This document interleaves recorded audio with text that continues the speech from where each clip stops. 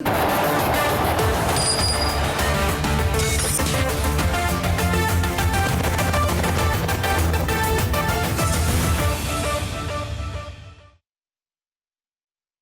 joined by PC Musthafa, who of course is the founder and CEO of ID Foods, one of India's leading players when it comes to idli dosa batter, chapatis and the famous Malabar Parotta. Thank you very much, Musthafa, for joining us. Take us through how 2020 has been for you. I was going through some figures and it looks like you've sold crores and crores of idli dosa batter, crores and crores of parottas. So take us through how this year has been. Has COVID really accelerated the adoption, the sales of your brand? Thanks, Chandra. In the name of God, peace be unto you. FY21 was pretty good for us. We would be probably clocking revenue of run rate of around 450 crores run rate by March. For this financial year, we are looking at crossing 330 crores in the FY21. Initial days, we had challenges during the COVID times. But then we had our own distribution network, and that helped us to, penetrate the market and bounce back. Overall, we have done very well. Last year we did 240. This year we will be anywhere between 330, 325, 330 kind of a number this year. In number of idlis, number of dosas and all, as you mentioned, yeah, we have done very well this year. Again, we will be doing close to around 35 crores idli. Not revenue, I'm talking about number of idlis that we sell this year is around 35 crores. And parattas also pretty good number. Parattas, we will be doing close to around 10 crore parattas this year. That's what the numbers are. Even chapati doing pretty well, around 4.3 crores of chapati is what we will be doing this month. So this year, we also have done pretty well with the coffee decoction. Almost if you look at number of cups,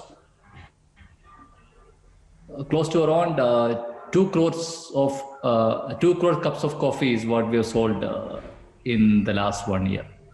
Wow, that's a humongous number, Musthafa. Lots of people having idli dosa coffee thanks to you. But what is, any new markets that you've targeted? I know you had ambitious plans for the Mumbai market. So take us through, your local presence, how you've kind of scaled it up across the country, and also global plans. What global plans does ID Food have from here on? Yeah, so this year we had very aggressive plans. We were targeting around 370 kind of a number, but due to COVID, we had some slowdown initially, and that got highly affected because of some of the new products that we had planned to launch didn't quite work out well. If you look at a product like coconut that we had very high ambition, that didn't do well because of the COVID times. We also had plans to penetrate Delhi, Kolkata markets, Ahemdabad and all, really penetrate and build a large revenue out of this. We are a bit slow in those markets because again, due to COVID, retailers were not accepting new products, new brands into the stores. So that, got a little bit affected, but again, we are, in the last few months, we are doing okay in those markets. But e-commerce channel has done very well for us. If you look at our e-com revenue, we will be tripling from March to December. Our revenue would be tripled in e-com channel. Our paratha revenue have done very well. Parattas have become a very large part of our revenue. In fact, most likely this year, for the first time in the history of ID, even though we started as a idli batter company, this year most likely parattas will overtake idli batter revenue. In terms of expansion plans, we have expanded into Muscat market in Oman. We had plans to launch ID in other Middle East countries like Saudi, Kuwait, Qatar and all. But again, due to COVID, we kept it on hold. We launched coffee in different markets already. Our coffee decoction is now available in US market and Europe. That's interesting, Musthafa. And this is despite that whole GST or tax issue that you had on Malabar Parotta, the fact that it has emerged the highest selling, or maybe that publicity also helped raise more awareness on parottas. But final question, what fundraising plans you have? I understand you were in talks with investors. So are you in the market to raise another round of funds?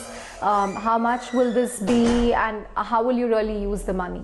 We are yet to finalize the plan. We are in the very early stage of looking at a fundraising. Hopefully in the next few weeks, I should be able to give you some update about it. We will probably finalize our plan by March in terms of going to the market. As of today, we are pretty decent. We are making profit, and our business is cash on delivery, so cash flow is also not an issue at this stage. And whatever money we had raised in the last 2 rounds, we had used that for the expansion factory setup as well. So just for information, we have set up probably world's largest idli factory in Bangalore, and this will be live by end of this month, in another 1 week.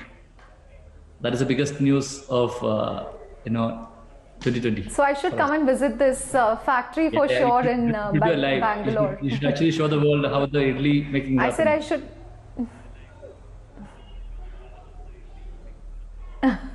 You're welcome to visit. Definitely, I'll take you up on that. But finally, Musthafa, ID Foods is not alone. Definitely, I'm going to come and visit the idli factory soon. But finally, Musthafa, ID Foods is not alone. We have seen a huge interest in the food brands of India. I mean, look at Vector Foods IPO, look at brands such as ID, Araku Coffee, and Wind Greens, and Tea Box, and Vadam Tea. And so many of these brands are going global now. So what do you think is really leading to this huge interest? Is it because of modern trade, because of e-commerce, because the millennial consumer wants more choice? So they want more choices with respect to D2C and niche brands. What is driving this now? I think when you talk about food, right, it's people have different preferences. You have different taste buds, right? For example, if you look at coffee decoction as an example, or coffee powder example, there are people with different taste buds.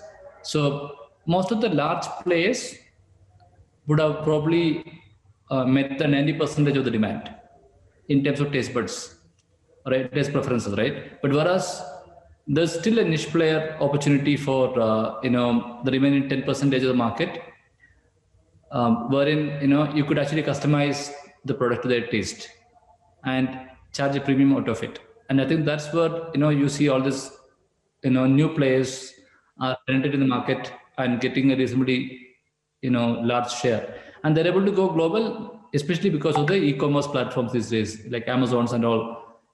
You have opportunity to go global. So in this case, even in the case of ID decoction, our ID decoction comes in ambient condition. It doesn't need refrigeration, and it has a longer shelf life. For that reason, we are able to take ID decoction to global market, whereas our idli batter or parattas need refrigeration, and moreover, it comes with a shorter shelf life. Thereby, we are not able to take it to global market immediately. So I think the product characteristics as well as the market opportunity and the Amazon, I would say, is helping all these brands to go global and build a reasonably good volume. On that note, thank you very much, Musthafa, for joining us on ET Now, for taking us through how ID really performed this year.